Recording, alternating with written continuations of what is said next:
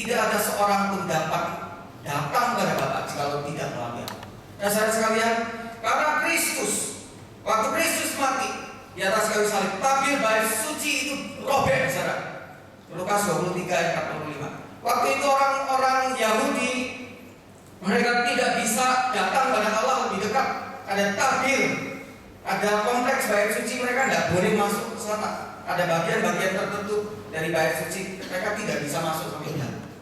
Tetapi waktu Yesus mati di atas kayu salib, tabir bait suci yang memisahkan antara ruang kudus dengan ruang maha kudus itu dirobek.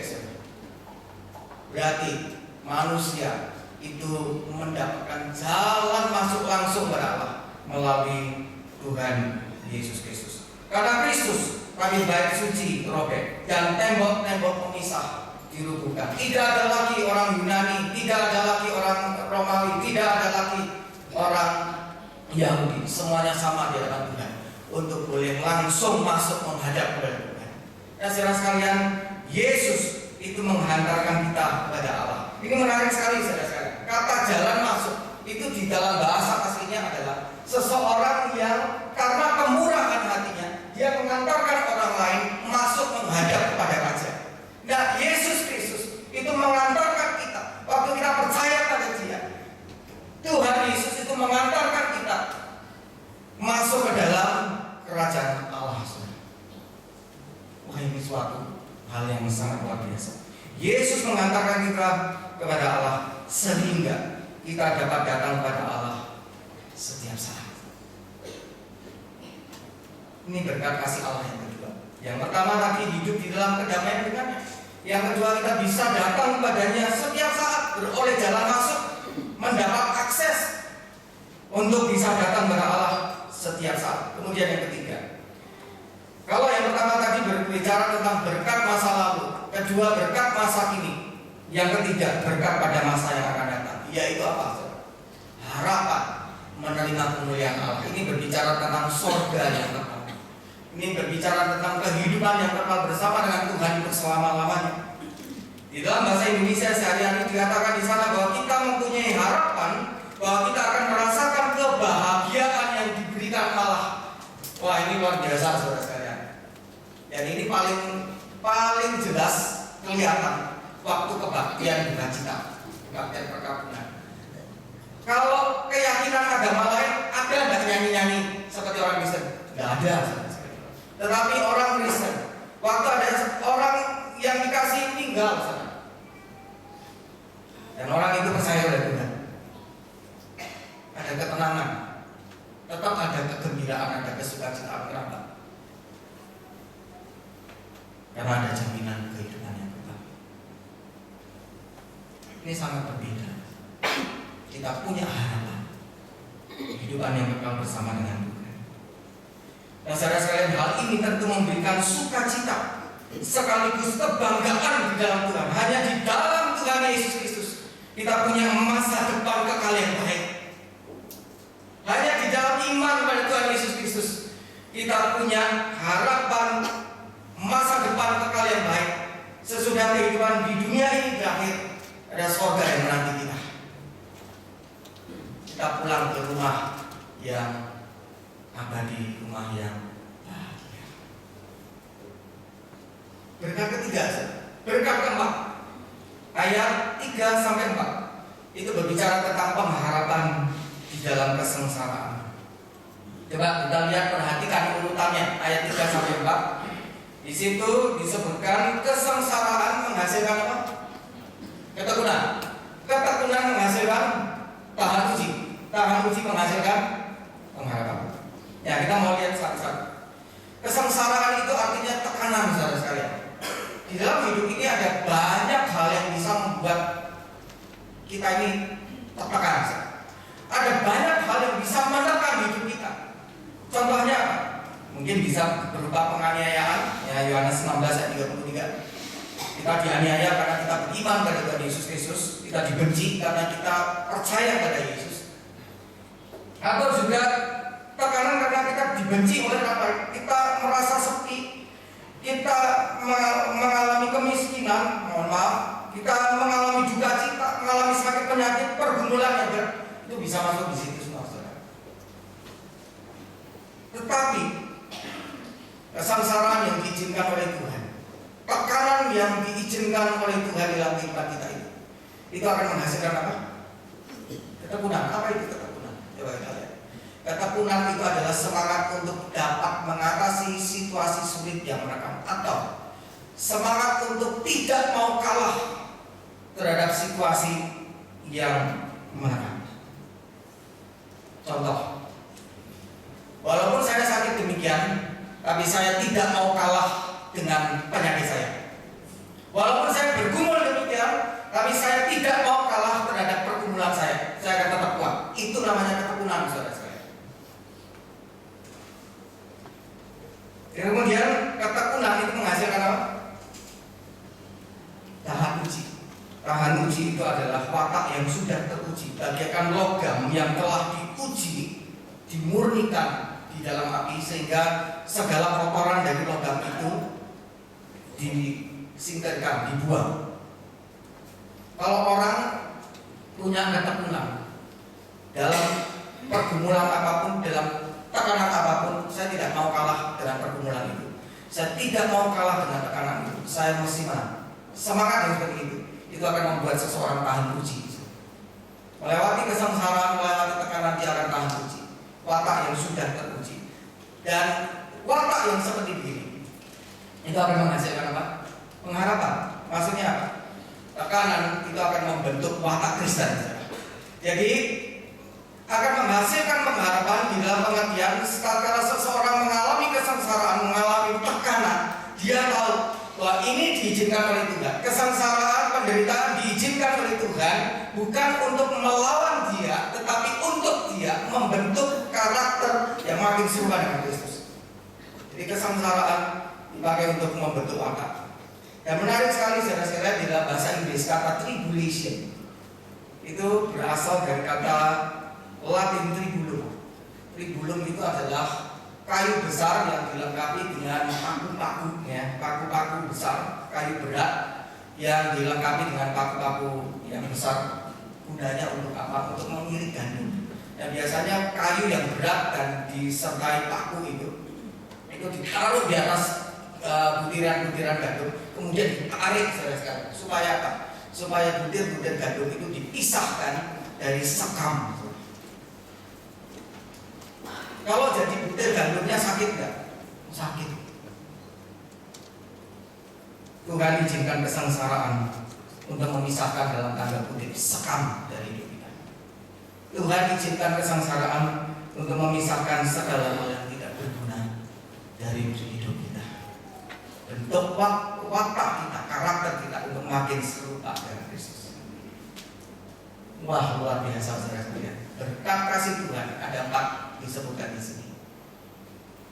Hidup dalam kedamaian dengan Allah, beroleh jalan masuk kepada Allah, memperoleh harapan menerima kemuliaan Allah, dan ada pengharapan di dalam kesengsaraan, bahwa kesengsaraan itu akan membentuk karakter kita makin di hadapan Tuhan. Kita akan lihat bagian yang kedua, bukti kasih Allah, ayat 5 sampai ayat yang ke-11. Ada 4 bukti. Yang pertama, Roh Kudus dikaruniakan dalam kita, ayatnya yang 5. Melalui Roh Kudus, kasih Allah dicurahkan bagi kita.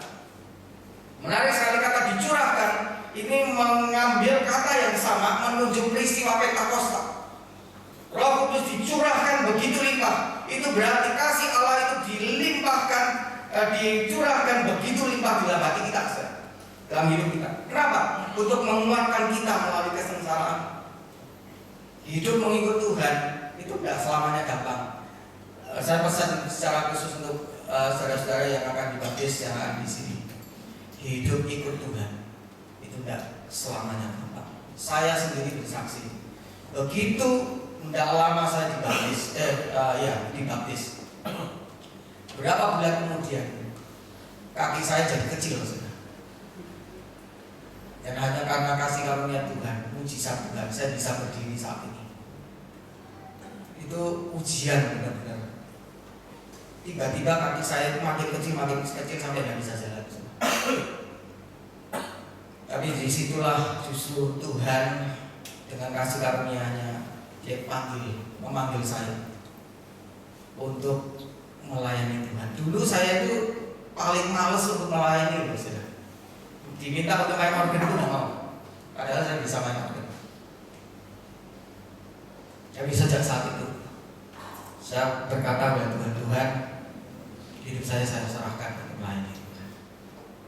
Saudara sekalian, hidup ikut Tuhan itu tidak selamanya gampang. Dan Roh Kudus itu dicurahkan kepada kita untuk menguatkan kita melalui kesengsaraan, melalui tekanan dalam hidup ini. Dan Roh Kudus itulah yang akan membuat kita sadar secara mendalam bahwa Allah mengasihi kita sebagai anak-anaknya. Saudara sekalian yang punya anak, bayangkan kasih saudara kepada anak-anak saudara. Kalau anak sakit, pengennya kita yang sakit, bukan anak kita yang sakit, benar ya? Karena begitu sayangnya sama anak. Dan saudara bisa bayangkan kasih Allah kepada kita itu bagaikan kasih Bapa kepada anak-anaknya. Dan itulah yang membuat kita kuat di dalam menjalani tekanan, menjalani sengsara dalam hidup ini. Bukti kasih Allah yang kedua adalah Kristus telah mati untuk kita. Ini adalah fakta sejarah yang tidak bisa dipungkiri. Kristus telah mati untuk kita demi menyelamatkan kita. Karena kita yang menderita. Nah, saudara sekalian, Kristus mati untuk kita. Waktu kita apa? Dalam ayat 6 dikatakan waktu kita lemah, di dalam keadaan yang tidak berdaya untuk bisa menyelamatkan diri sendiri. Kemudian di dalam ayat 8 dikatakan kita ini adalah orang yang durhaka, memberontak melawan Allah. Kita juga adalah orang yang berdosa, meleset dari kebenaran Allah, jauh dari apa yang Tuhan mau. Tetapi Kristus telah mati untuk kita demi selamatkan kita. Ini adalah bukti yang kedua yang tidak bisa disangkal. Bukti yang ketiga, bukti kasih Allah yang ketiga adalah ayat 9-10. Kita diselamatkan dari murka Allah. Saat kita masih jadi seterunya saja kita diselamatkan. Apalagi sesudah kita ini menjadi anak-anaknya, saudara sekalian. Kalau saudara punya anak, kan selalu dijaga, dipelihara, dilindungi supaya tetap selamat, bukan? Supaya tidak terjadi kenapa-kenapa. Waktu pas kapan hari itu si Misael tuh nggak pulang-pulang, waduh lama ditunggu, si Esra ditunggu nggak keluar-keluar, mulai khawatir ya, baik saya maupun istri saya mulai khawatir itu nggak keluar-keluar. Itu baru soal begitu loh, saudara. Pengen nggak terjadi apa-apa. Nah, saudara-saudara, apalagi Allah yang sempurna, saudara. Kalau waktu kita menjadi seterunya saja kita diselamatkan, apalagi waktu kita jadi anak-anaknya. Dalam 1 Tesalonika 1 ayat 10 dan juga 1 Tesalonika 5 ayat 9 di sana dikatakan bahwa kita tidak akan ditimpa murka Allah. Kenapa? Karena kita sudah percaya pada Tuhan Yesus. Kita menjadi anak-anaknya. Kita pasti diselamatkan oleh Tuhan. Melalui kematian Kristus, status kita di hadapan Allah telah diubah. Kita dibenarkan. Status kita diubah dari seteru Allah menjadi sekutu Allah. Dari seteru Allah menjadi anak-anak Allah. Itu karena Kristus Tuhan kita. Dan melalui kebangkitannya, melalui hidupnya Kristus, melalui kehidupan Kristus, melalui kebangkitan Kristus, keadaan kita ini harus berubah. Kita harus disucikan. Setiap orang yang percaya pada Tuhan Yesus, hidupnya harus tidak sama seperti dulu. Hidupnya harus berubah. Tuhan memang menerima kita apa adanya, tetapi Tuhan tidak membiarkan kita apa adanya. Tetapi harus sebagaimana seharusnya, sebagai orang-orang yang sudah diselamatkan oleh Tuhan. Nah, saudara sekalian, ini adalah bukti kasih Allah yang keempat. Kita akan diselamatkan dari murka Allah yang akan datang, karena kita adalah anak-anak Allah. Yang keempat, bukti kasih Allah yang keempat adalah kita ini diperdamaikan dengan Allah. Maksudnya, kita ini sudah dikembalikan ke dalam persekutuan, hubungan yang baik dengan Allah. Dan disitulah, inilah yang menyebabkan kita bermegah di dalam Allah. Maksudnya, kita bersukaria karena belas kasih Allah, karena kita dimilikinya. Aduh, betapa senangnya. Ada satu lagu bagus sekali. Sayang, sayang, disayang, aku disayang Tuhan. Ya, betapa indahnya saudara sekali, kita ini disayang oleh Tuhan sebagai anak. Itu bukti kasih Allah kepada kita. Nah, saudara sekalian, permisi tanya, kalau kita ini dikasihi, rasanya senang nggak? Senang ya. Kalau kita dikasihi, itu rasanya damai kan? Damai ya. Jadi kasih itu menghasilkan damai di dalam hati. Dan kasih Allah itu membuat kita penuh dengan damai. Kasih Allah itu membuat kita mengalami kedamaian di dalam hati yang tidak bisa diberikan oleh dunia ini. Nah, akibatnya saudara sekalian, jika Allah sedemikian mengasihi kita, memberikan damai di dalam hati kita, pertanyaan, pantaskah kita mendekatkan hatinya? Pantaskah kita menjauhkan diri darinya? Pantaskah kita tidak menaatinya? Dan apalagi, pantaskah kita jika kita meninggalkan dia? Bukankah sepatutnya kita makin lebih dekat dengannya? Bukankah sepatutnya kita makin lebih mengasihinya? Bukankah sepatutnya kita makin ingin menyenangkannya? Saudara sekalian, di dalam pergumulan yang berat, di dalam kesusahan yang berat, mungkin kita meragukan kasih Allah. Tetapi ingat, ada satu tulisan baik sekali, ditulis oleh seseorang demikian. Kapanpun jika Anda tidak yakin akan kasih Allah, ingatlah bahwa Allah mengasihi Anda bahkan sebelum Anda berpaling kepadanya. Saya ulangi lagi. Kapanpun jika Anda tidak yakin, ragu-ragu, apakah Tuhan itu mengasihi saya? Apakah Tuhan masih mengasihi saya dalam pergumulan ini? Ingatlah bahwa Allah mengasihi kita bahkan sebelum kita berpaling minta tolong kepada Dia. Saudara sekalian, kalau Allah mengasihi kita, sepatutnya lah kita lebih mengasihi Tuhan dengan segenap hati, jiwa, dan kekuatan kita. Dan satu ayat penutup, 1 Yohanes 4 ayat 11. Mari kita baca bersama-sama ayat ini, 1, 2, 3. Saudara-saudara yang tercinta, kalau Allah itu mengasihi kita, kita pun harus mengasihi satu sama lain. Nah, saudara sekalian, apabila kita mengasihi orang lain, sebetulnya kita sedang memberikan damai di dalam hati orang itu. Marilah di dalam momen menjelang Natal ini, Natal dikenal dengan momen untuk kita saling membagikan damai Natal. Saudara sekalian, mari dengan kasih yang kita berikan kepada orang lain, saling mengasihi, maka kita pun juga saling memberikan damai di dalam hati orang yang kita kasih. Kiranya Tuhan menolong kita.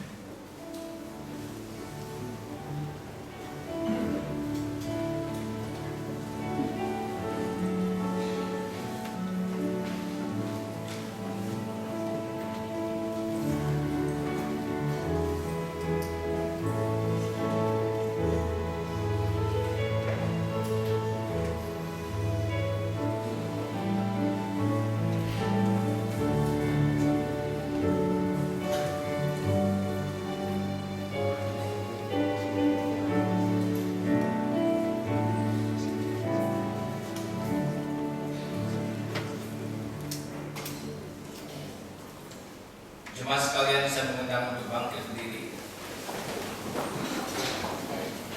Marilah kita mengikrarkan iman kita bersama dengan umat Allah di masa lampau, masa kini, dan masa depan, dengan mengingat pengakuan pada